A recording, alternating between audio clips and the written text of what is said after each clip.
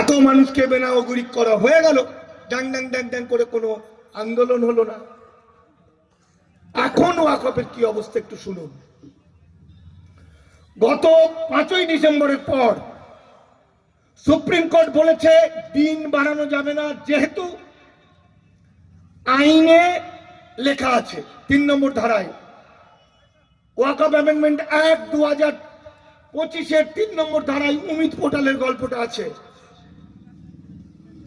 তার আগে বলে দিই, ওয়াকফের যে আইন, সেই আইনটার যে উমিদ পোর্টালে আবেদন করে না সম্পত্তি রক্ষা করতে পারার সংখ্যা 10% হবে না। কারণ 46টা যে পয়েন্ট আছে, সেই পয়েন্টগুলো কেউ দিতে পারবে না। ওয়াকিফের ছবি চাই, ওয়াকিফ যে দলিলে ওয়াকফ করেছে সেই দলিলটা চাই,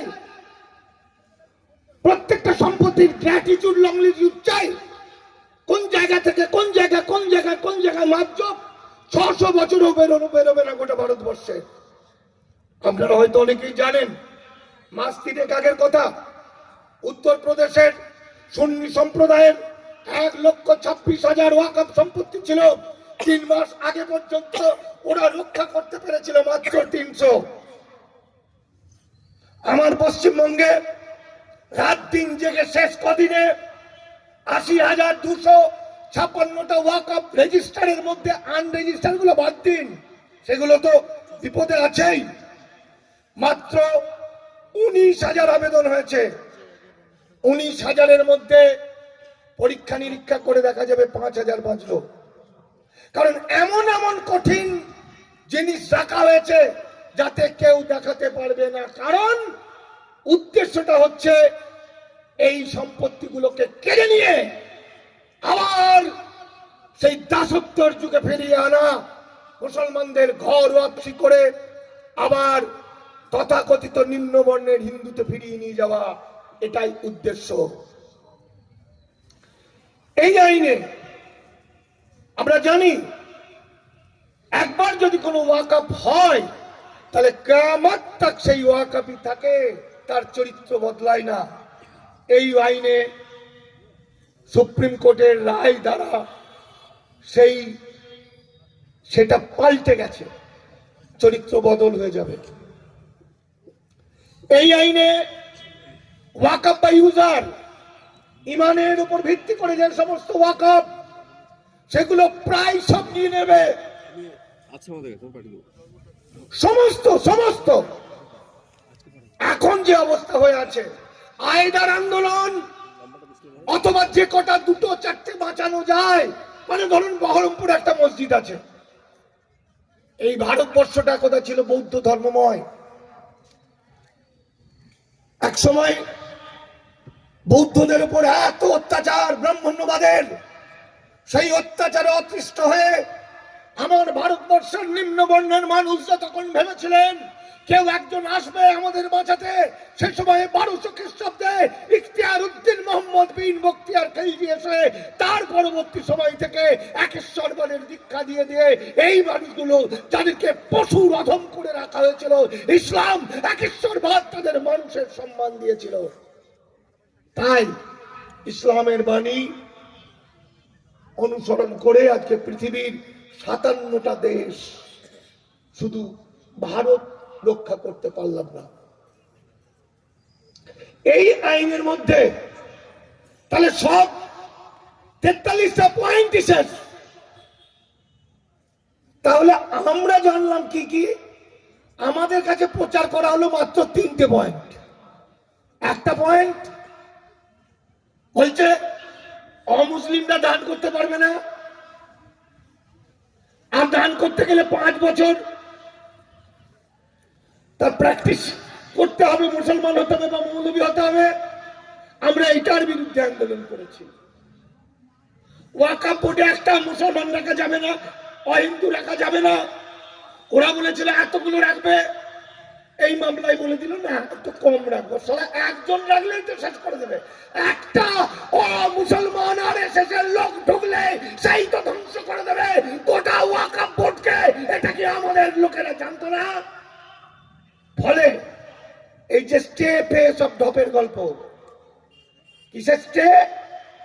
ওই যে 5 বছর প্র্যাকটিস মুসলমান, তার রুলটা বেরোয়নি, কিভাবে করবে পদ্ধতি, তার জন্য স্টে। সেটা বলে দিল আমরা জিতে গেছি। এতগুলো লোক মুসলমানকে সেন্ট্রালের এবং রাজ্য ওয়াকফ বোর্ডে ঢুকিয়ে দেওয়া হবে বলেছিল, সেজন্য একটু কমিয়ে দিয়ে বললো না, 3টে আর 4টে, সেন্ট্রালে 4টে, রাজ্যে 3টে। আমাদের নেতারা খুশি হয়ে গেল, বললো বিরাট স্টে দিয়ে দিয়েছে। আর একটা বললো যে কোনো একটা কালেক্টর যে কোনো সম্পত্তিকে বিতর্ক করে দিয়ে সেটাকে ছিনিয়ে নিতে পারতো। এখন বলছে কালেক্টরের উপরে আরেকজন অফিসার বসিয়ে দেওয়া হবে এবং মামলার মধ্যে হবে। আরে ভাই, মামলায় তো কেউ জিতবে না, ওদের লক্ষ্যই তো ধ্বংস করে দেওয়া। ফলে ওয়াকফ সম্পর্কে যা আন্দোলন হয়েছে, আমরা আন্দোলন করেছি, মঞ্চটা ওয়াকফের, কিন্তু ওয়াকফের কোনো কথা নেই। ওয়াকফ আন্দোলনের সময় থেকে আমি এবং আমার বন্ধু দীপক ব্যাপারী অনেক মঞ্চে বক্তব্য রেখেছি, কিন্তু কোন মঞ্চে দেখলাম না আইনটাকে বলা হলো। শুধু দৃষ্টি ঘুরিয়ে দিয়ে এই সরকার ওই করেছে, সেই সরকার সেই করেছে, আসল সমস্যা বলা হয়নি।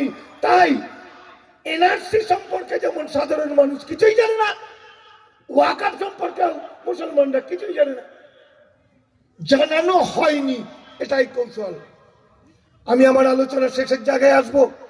এখন কি অবস্থা হয়েছে, কারণ ঠান্ডায় গলাটা বসে যাচ্ছে। এখন কি অবস্থা হয়ে আছে? 5 তারিখে লাস্ট ডেট ছিল, 5ই ডিসেম্বর। তারপর কেন্দ্রের রিজিজু,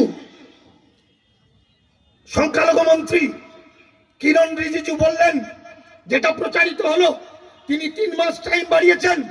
এটা ঢপের গল্প, 3 মাস টাইম তিনি বাড়াননি।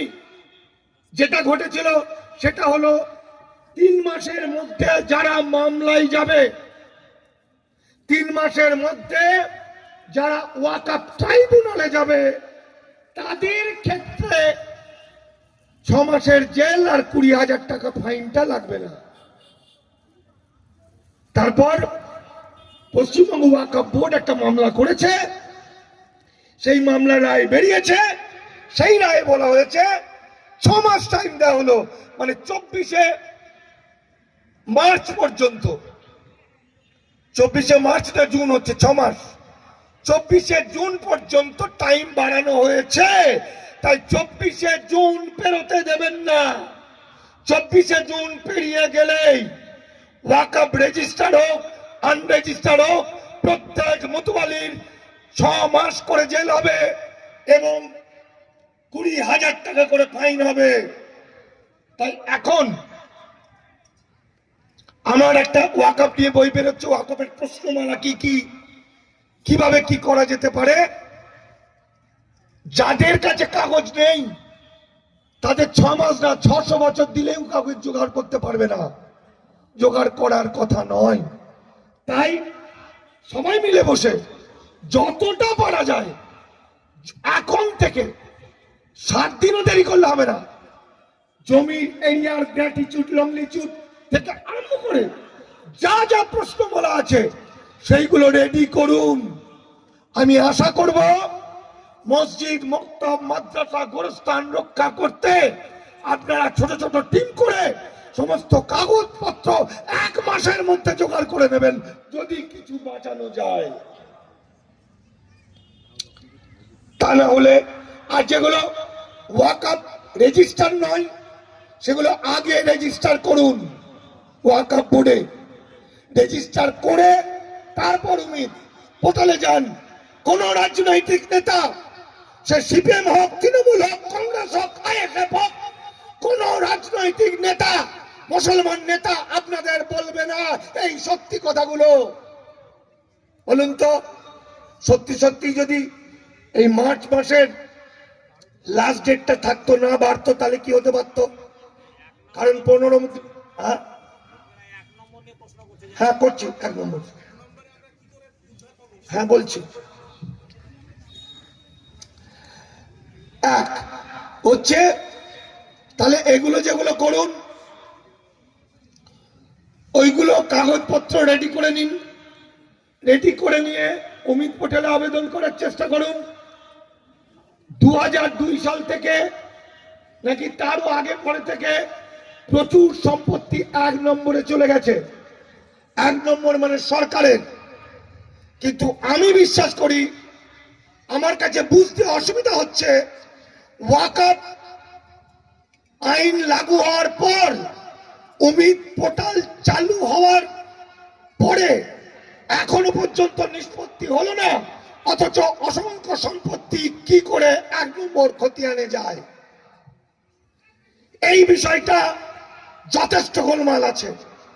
অমিত পোর্টাল এবং কেন্দ্রের ষড়যন্ত্র, তাতে যা যাবে তো প্রচুর চলে যাবে, কিন্তু তার আগে কি করে যাচ্ছে, তার আগে এখন কি করে 1 নম্বর খতিয়ানে যাচ্ছে, সেটার ব্যাপারটা আমার মাথায় ঢুকছে না।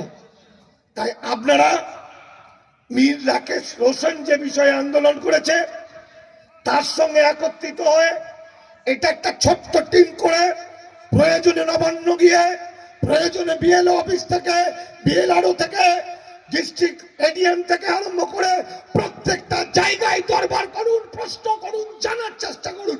মরে ভূত হন না, মরে ভূত হবেন না। কারণ 1 নম্বর খতিয়ানে যাওয়াটা বাস্তব, এটা হচ্ছে, প্রতিদিন হচ্ছে। এবং আমি আজ থেকে 3 মাস আগে প্রতিবাদ করেছিলাম বলে পুলিশ আমার বিরুদ্ধে একটা মামলা দায়ের করেছিল। এখানেই আমি শেষ করলাম আমার কথা।